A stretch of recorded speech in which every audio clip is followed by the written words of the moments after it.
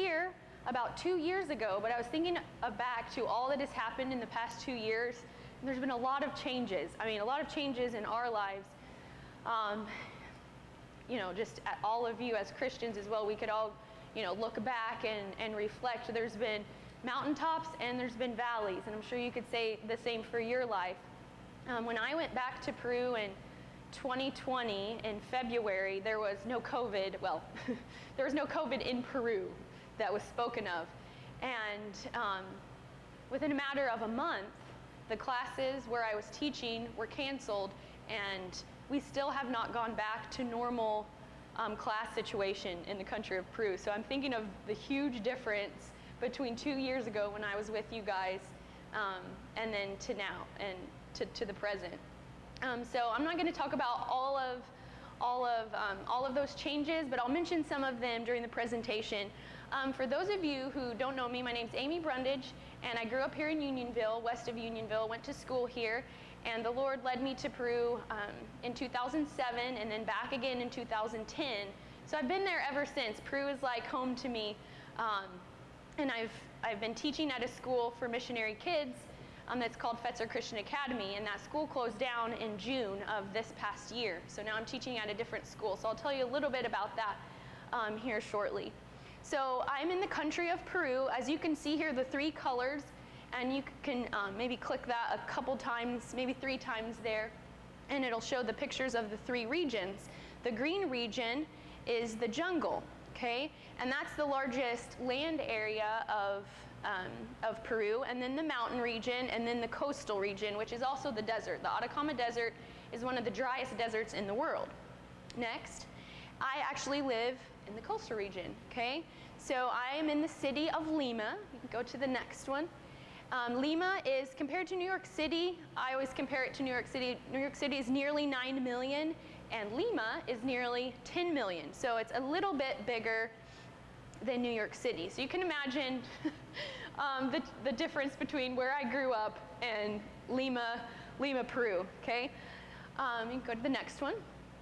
Just a few things about the country of Peru. Sometimes I just jump straight into my update, but I will say Caitlin's mom, Julie, has written a few books for children about different facts of Peru. So I've been reading those books, and I was like, I need to put some different things in the presentation. So I'll just share with you a few interesting facts about Peru. Peru grows more than 55 varieties of corn. And one of the famous drinks there, you can read on there that it was from ancient Incan times. The drink is called chicha morada, and it's made from the purple. You can, I guess, go back to the, is it just going on its own there, Brenda? Yeah. Oh, sorry. So the purple variety of corn makes the chicha drink, okay? And you can see that there. Next.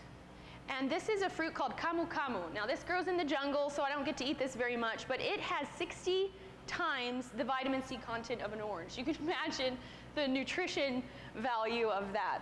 And they make a really good juice from that, because it's a really sour, very sour fruit.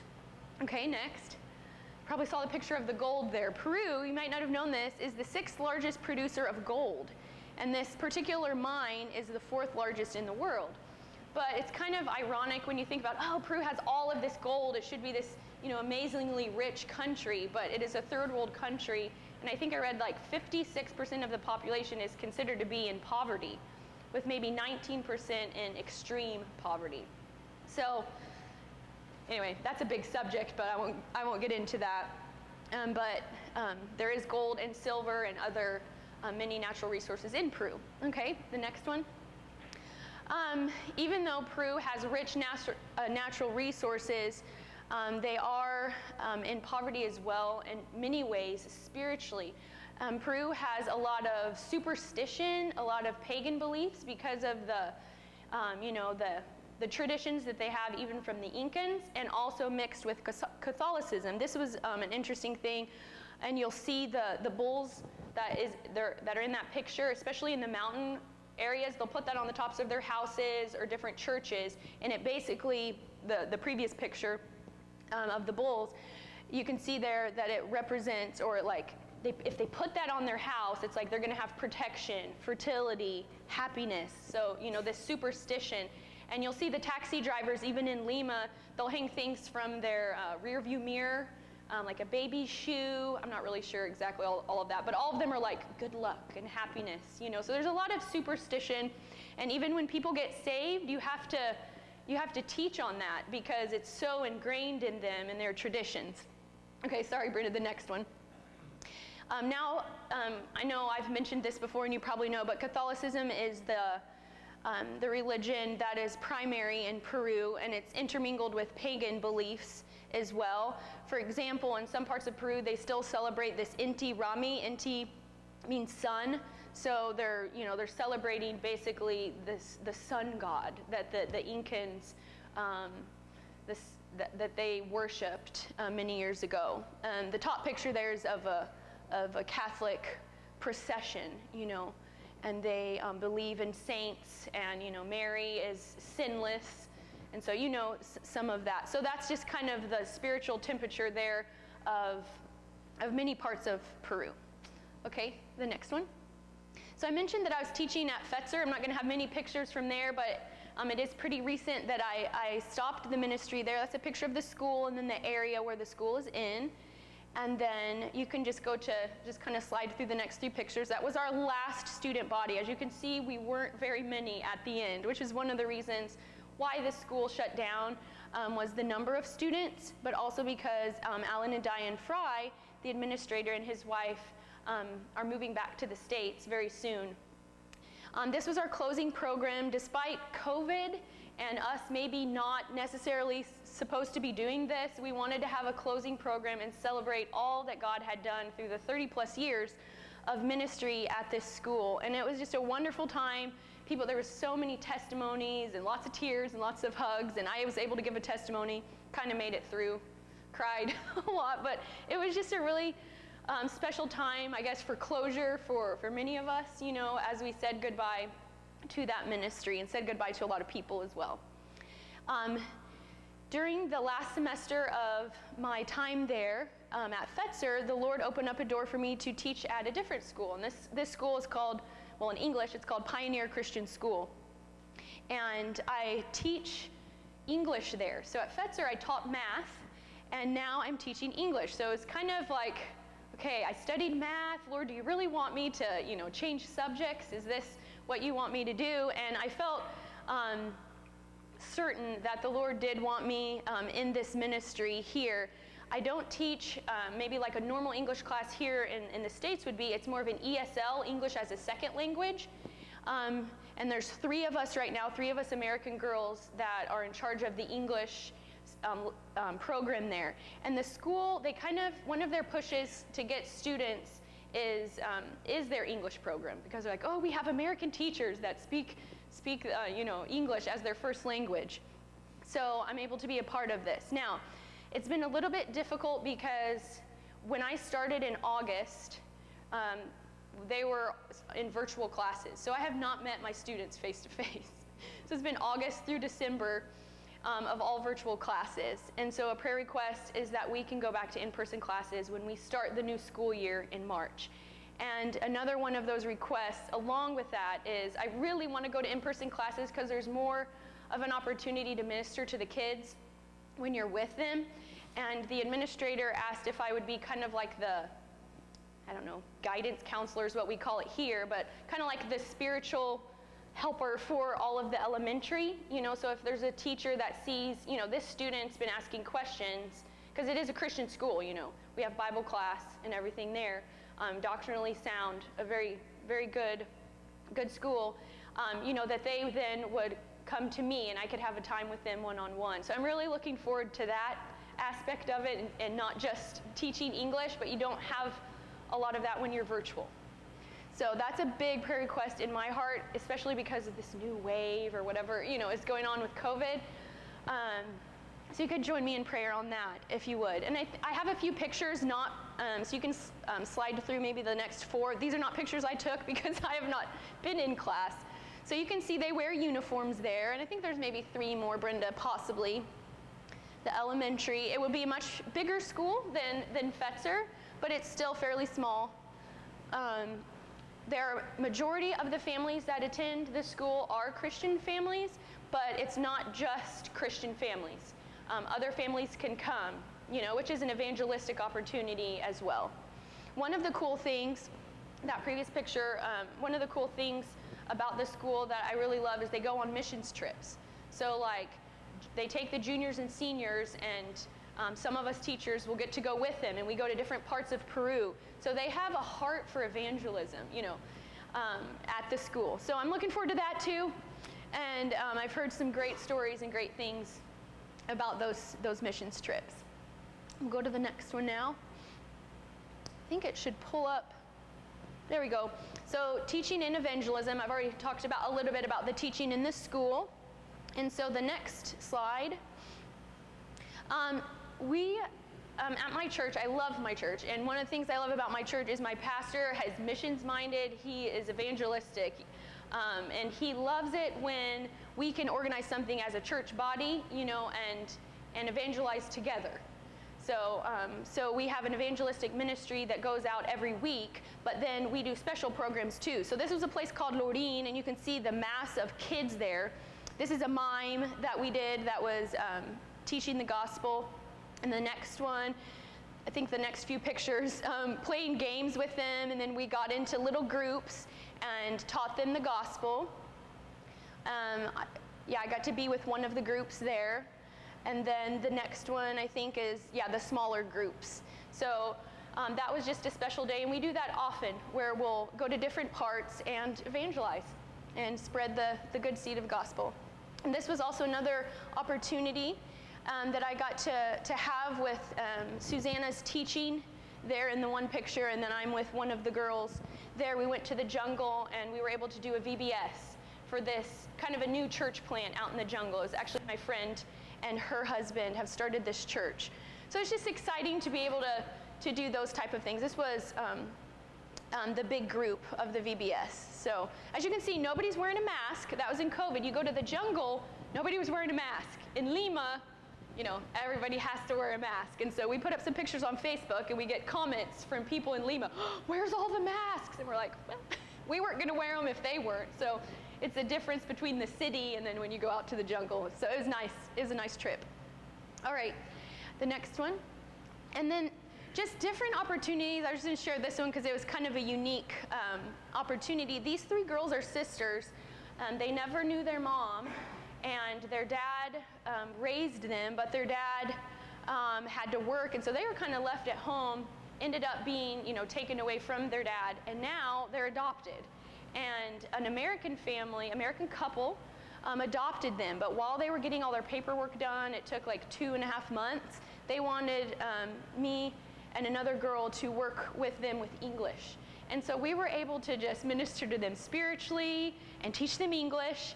And it seems like there's always just opportunities that come up to, invest in somebody's life, teach them. And, I always take that opportunity to give them the gospel and speak of Jesus. So that was a joy and something unique that the Lord allowed. We'll go to the next one. The name of my church is Iglesia de Fe, which in English, Faith Baptist Church. And my church is doing well. My church was started by, if you remember, by Stan Templeton, who also at some point was living in this area. He's my cousin. And now the church is under the leadership of a Peruvian pastor. So my Uncle Stan is what I call him, is with another church. But I went ahead and stayed with this church. And then we can go to the next one. This is like our young adults group. We were able to meet together. We have a good amount of young families and just young people. And I hated to miss it, 'cause I was here, but they just got back from a missions trip, and I just saw pictures of, a lot of these people had went on this missions trip. And so a lot of the young families and the young adults are really involved in ministry, which is really exciting to be a part of. And we go to the next one there. And this is just showing you a baptism there. We had a baptism shortly before I left. This was a man that we had been praying for years. His wife was is a Christian, and we had been praying for her husband to be saved. So just an encouragement for you. If you're praying for somebody for years and years to be saved, don't give up. And, it's just a testimony here of this man following the Lord in believer's baptism. And the next one. And I mentioned that my church has a big push for missions. We had a missions emphasis month, like the whole month, preaching on missions.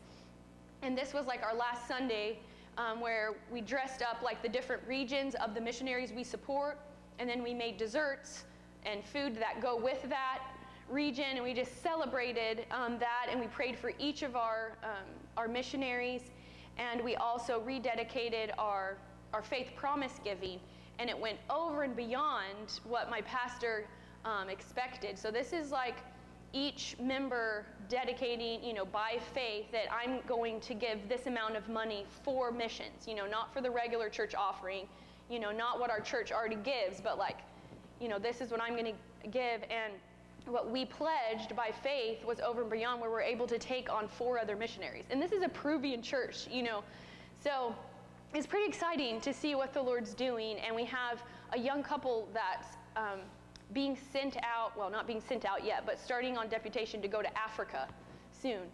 So it's really cool to see Peru starting to be an epicenter for missions, All right, we'll go to the next one. Oh, I didn't know I put that in there. I broke my foot.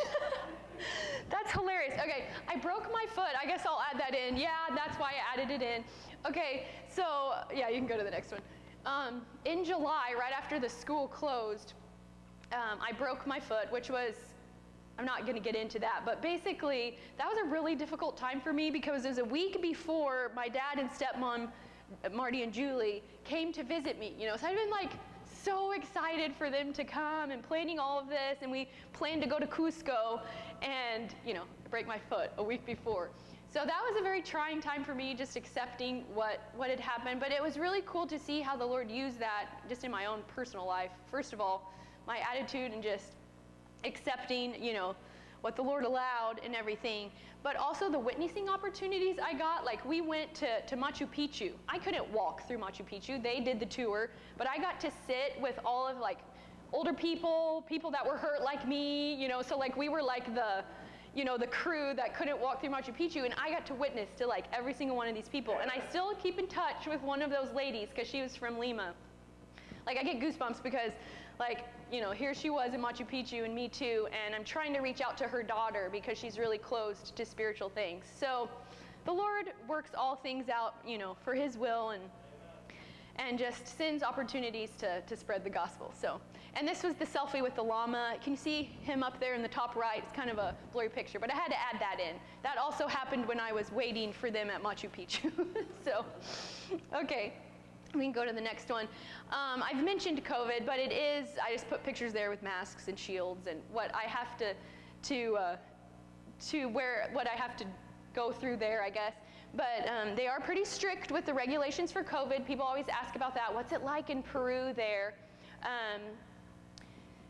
I just found out recently, but they are requiring the vaccine supposedly for you to go to church. They call it worship places, and my church is not abiding by that because it's unconstitutional. So I don't know what I'm exactly going back to, but they've become more strict on, and I'm not getting into the vaccine, discussion, but they're requiring that to go into any grocery store, any bank, to go to church, to, the list could go on. But it is kind of, it's kind of a deal there, and there's people on both sides, and so, I have to exercise wisdom in that, and use it to hopefully have, an inroad to talk to someone and bring it back to Jesus and not focus on the vaccine. But we are required to wear masks all the time when you're outside, and double mask to go inside. So it's a different world over there as far as how they react to the COVID pandemic. So, all right, we'll go to the next one. This is the last slide, but I've been thinking about this phrase so much, and I guess I say this is kind of like my theme phrase as of late. This world is not our home. And, we can think about all the changes going on in our world, or think about, just the changes in our own lives, or the losses that, disappointments that we have. And I guess what always comforts me if I get down or discouraged is this world is not our home. And no matter what it is that has happened or what it is that I'm feeling, I know that my purpose in knowing Jesus and making him known doesn't change, and that one day we'll be with him forever in glory, and so whatever happens here, it's like, okay, I can make it. I can make it through. We'll be with Jesus soon, and we're not living for this world that we have here that's temporal. We're living for our eternal home, and the Bible mentions that our citizenship is in heaven. And so I look forward to heaven and look forward to Jesus, seeing him face to face. And I think I feel that as well, this phrase, this world is not our home. You probably know the song as well. But I have a home in Peru, a home here. It's like, where's home? Like, it doesn't really matter. My real home is in heaven. And so just from one sister in Christ to another brother or sister in Christ, just to encourage you with that thought. Well, did you guys have any questions about anything? I mean, if it's about Peru or the ministry or anything, I'll try to answer. Yeah.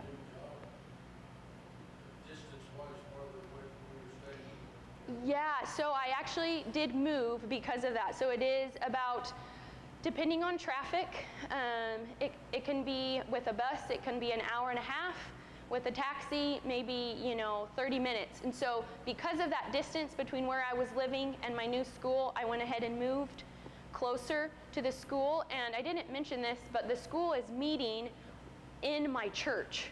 So it's the same building, like the school meets in the church. So I'm within walking distance of my school and church. So it makes sense for me to move out that way. So it's a 4-story apartment, and I have a couple rooms on the 2nd floor, and then the other teachers live on the 3rd floor, and then there's like 2 other Peruvian families, and then there's a lot of people in that building.